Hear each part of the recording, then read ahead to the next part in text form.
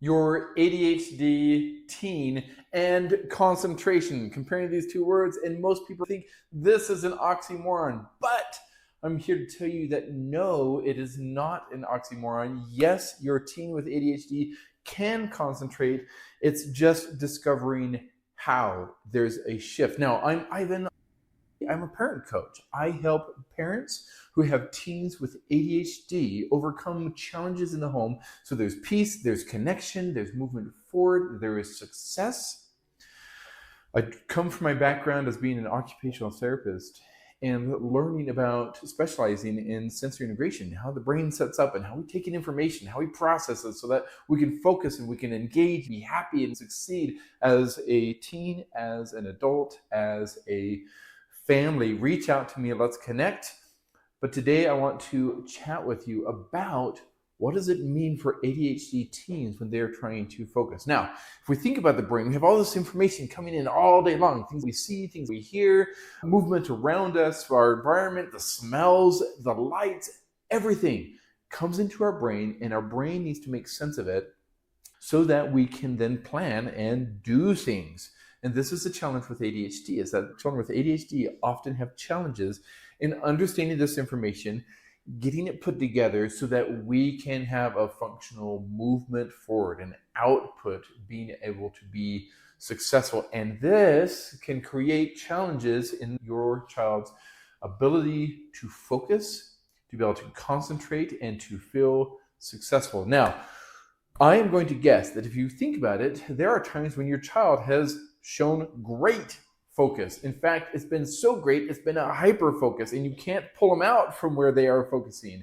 And we have to think about what is going on with that, where they can hyper focus on something, but they can't focus on something else, and how do you balance it? These are 7 of my favorite ways to help your teen be able to focus and engage and concentrate and have success in the home, at school, wherever they are. These are tools that you can use, that you can practice, that you can build into your home culture and your home environment. Number 1 is cut down on time commitments.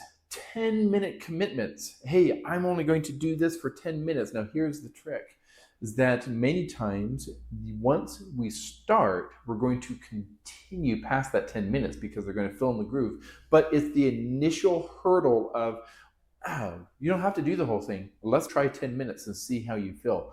Maybe that is all they can focus, but 10 minutes is better than 0 minutes, and it helps them overcome that initial bump of trying to get something started.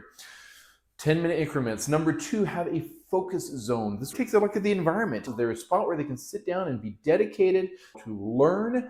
Are there distractions? You can move out. Can you turn off the TV? Can you have it a quiet area? Can you get rid of clutter on the walls or shelves to make it easier to process? We tend not to think about what stuff on the walls does to our ability to focus because we have so much to look at. But when we can simplify it, that is when we can create a zone that is productive for our teens who have ADHD.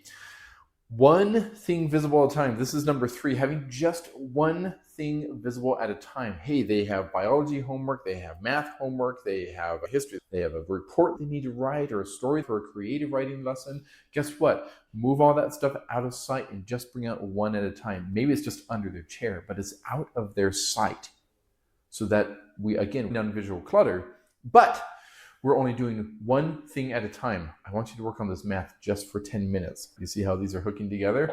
Number 4, chunk it down into micro steps. Many times our teens get overwhelmed with all this information coming in. The ADHD brain has a hard time juggling everything all at once. So break it down into little tiny steps. I love to use cleaning a room as an example. That's a huge task. There's clothes, books, papers, hobbies, art, and it's all throughout the room. And your teen walks in there and they see this great big picture, all this stuff to take care of. You walk in the room and you think, I have a room to clean. I'm going to start on the clothes. I'm going to do this next, and then I'm going to do this. And you have already chunked it down into little mini steps, but you don't realize that you've done that and that your teen with ADHD is struggling to do that. So help them with it. Hey, all we have to do is pick up clothes right now. Let's see how much we can get done in 5 minutes, 3 minutes, whatever it is. It's probably faster than you think it's going to be once you get the ball rolling. Number 5, movement breaks. And this one is my favorite. I love movement breaks. When we use our muscles, we actually have specialized nerves inside of our muscles that when we use them with effort, it sends a signal up to our brain. It helps organize the information that's going through. It takes this traffic jam of information, that indecision, that inability to start, and it straightens it out. Is it exercise? Is it dance? Is it doing some chores? Is it going for a walk? Is it wrestling with a sibling, wrestling with you? Whatever it is, it helps organize the information so that you can move forward, so that you can be successful. Number 6, celebrate the small wins. This takes practice to see what those wins are.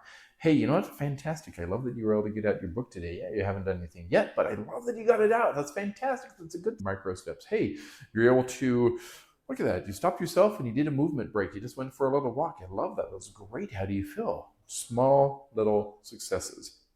And then routine.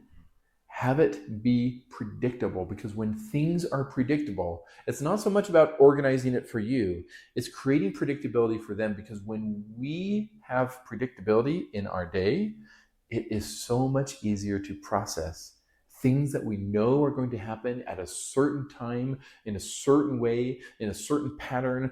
Predictability is going to help that brain process. So those are your 7 ways to help your ADHD teen be able to concentrate in a functional way. We want to balance that hyperfocus with the inability to initiate, to start to focus. You can be successful. You can be successful as a parent. And I want you to reach out to me to let me know what things you are struggling with. Let's connect. Check the links in my bio. I want to tell you about my parent coaching program, which is going to deep dive and give you greater keys to success that are tailored just for you and your family. I can't wait to meet you.